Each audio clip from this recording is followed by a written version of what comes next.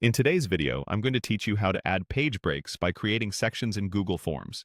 If you have a long form or you want to organize questions into clear chunks, sections are the easiest way to do it, and they behave just like page breaks for your respondents. Start by opening the Google form you want to edit. You can open an existing form from your Drive or a form you already have in your browser.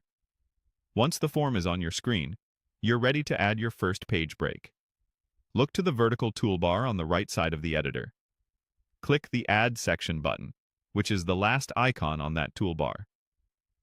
The moment you click it, Google Forms inserts a new section beneath whatever you were working on. That new section creates a separate page in the form. Your original questions remain in the first section, and the content you add next will live on the second page. This is great for breaking up long surveys, keeping personal info separate from event details, or simply making the experience less overwhelming. Give the new section a clear title in the main form area.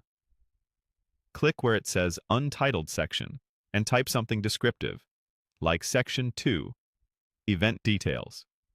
If it helps, add a short description underneath to provide context or instructions. A sentence or two is plenty and can reduce confusion for your respondents. Now, add your questions to this new section.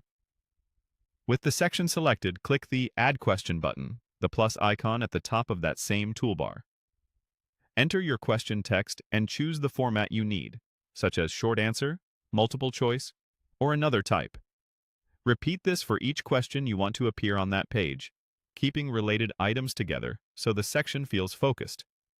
If you need more page breaks, simply click Add Section again. Each time you create a section, give it a helpful title and, if needed, a brief description, then add the relevant questions. Building your form section by section makes it easier to manage and easier for people to complete. When you're ready to check your work, click the preview icon, the eye, at the top right. In preview mode, each section appears on its own page. Click Next to move forward, just like your respondents will. If anything looks off, close the preview. Make your edits and preview again until the flow feels right.